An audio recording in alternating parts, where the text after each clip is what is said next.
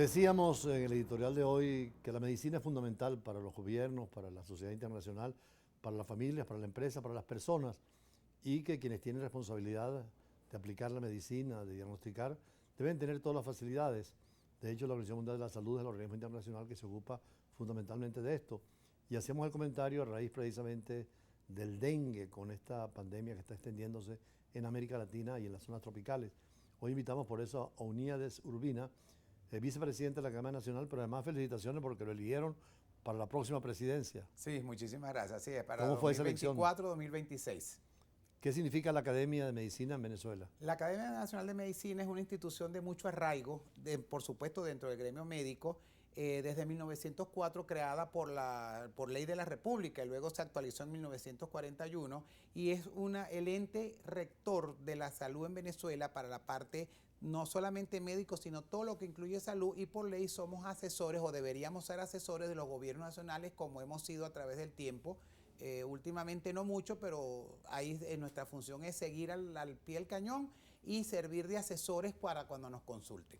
Usted estaba mucho en contacto con este tipo de situaciones de pandemia, sobre todo el COVID-19. Sí, claro. Y esto del dengue, ¿qué tenemos que decir en Venezuela? Porque hay una alarma en Brasil, sí, en Costa Rica, en las zonas tropicales. Sí, señor. Inclusive llegó a Paraguay el dengue, que hasta el año 89, que el embajador, cuando llegó el dengue a Venezuela, no lo conocíamos, nos pasó como el coronavirus, fuimos aprendiendo sobre la marcha y era solamente el cinturón de la parte tropical. Y fíjese, hoy día ya Chile, Perú, Uruguay y Paraguay tienen dengue, porque el mosquito se ha ido adaptando y ha ido viajando a través de la geografía con los barcos, aviones y todo eso.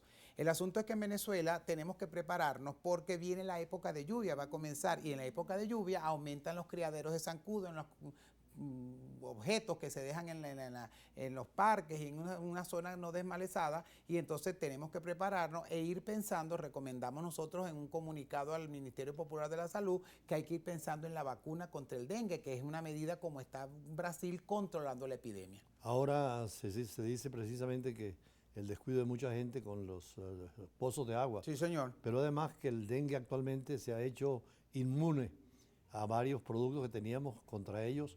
Esa mutación de esos genes en esos animales es complicado, ¿no? Y en esos insectos. Claro, y de hecho ya hoy día no se estila, no es una medida efectiva el fumigar como se hacía antes. Hoy día el control es que la gente que necesite, porque también hay que recordar que en Venezuela hay un alto porcentaje de personas que no tienen agua potable por tubería. Incluso en la ciudad capital, Caracas, tenemos zonas como el Cafetal o Chacao que pueden pasar 10 y 12 días sin agua y la gente necesita recolectar agua. Entonces la recomendación es que laven esos envases con agua y jabón y mantener tapadas esos envases, porque en el agua limpia es donde se crían las larvas de los zancudos. O sea, tenemos todavía entonces el problema de las bacterias, virus y los hongos que van a seguir produciendo enfermedades. Sí, lastimosamente es así. Inclusive hay un ensayo que hizo la OMS con una enfermedad X que mucha gente se asustó. Es un ensayo para ver cómo estamos preparados o cómo prepararnos ante la emergencia de cualquiera de los virus emergentes, que son más de 3.500 tipos de virus que están ahorita. Veía ayer un artículo de la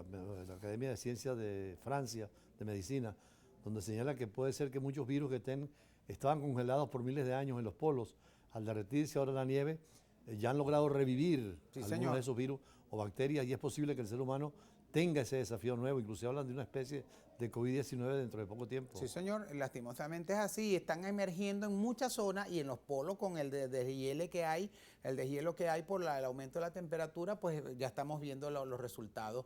Que el ser humano no soportó los años en congelación, pero los virus sí tienen esa capacidad. Y el grave problema de los virus es que no hay forma de atacarlos directamente. A medida que se van conociendo, se va haciendo sobre la marcha investigaciones, pero no tenemos no hay antibióticos porque no resultan en estos tipos de seres vivos. Ahora, la Academia de Medicina, Nacional de Medicina, ¿cuál es la historia brevemente? Nacimos en 1904 por decreto de la República de Venezuela.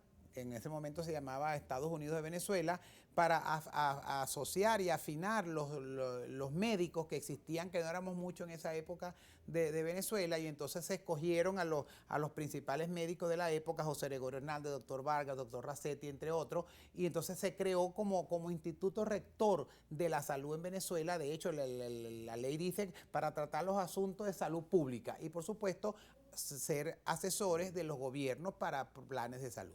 Cuando uno visita el Hospital Vargas, arriba, cerca de San José del Ávila, hay el testimonio de todos esos viejos médicos como José Gregorio Hernández Sí, y cómo no. Racetti, ¿no? Sí, como no, inclusive en un anexo que tiene el Palacio de las Academias en el centro de Caracas, se descubrió el lugar original donde funcionó el primer laboratorio que trajo José Gregorio Hernández. Estamos tratando de ver si rescatamos esos equipos que quedaron ahí, estaban como abandonados, nadie los tocaba. Y entonces, bueno, porque eso tiene que ser patrimonio, porque aquí una de las personas que abogó y trajo la innovación en Venezuela en salud, en parte de medicina, fue el doctor José Gregorio Hernández. Usted me decía en alguna oportunidad que también hay una variable importante de considerar durante su presidencia, que es acercarse a las misiones diplomáticas, porque puede haber mucho intercambio, experiencias, conocimientos, intercambio de médicos y de profesores, sobre todo, y estudiantes. Sí, señor, esa es la idea, trabajar de hermano en lo posible con los embajadores acá en Venezuela, porque además podemos hacer convenios y necesitamos ayuda. La Academia Nacional de Medicina, igual que las universidades, somos un ente público que dependemos del Ministerio Popular para la Educación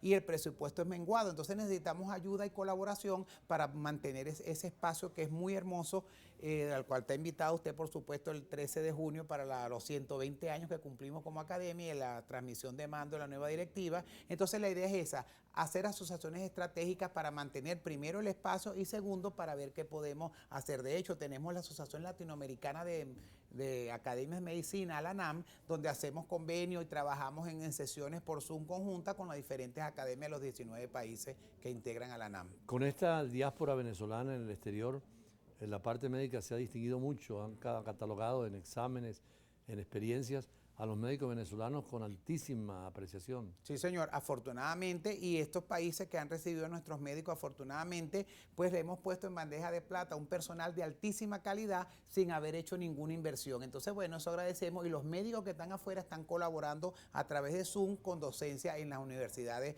en todas las universidades tradicionales venezolanas. Doctor Unidades Urbina, vamos, vicepresidente de la Academia Nacional, a un corte, pero regresamos para seguir hablando del tema de la medicina y el desafío mundial, ya no solo de Venezuela, con toda esta situación que hemos vivido. Ya regresamos.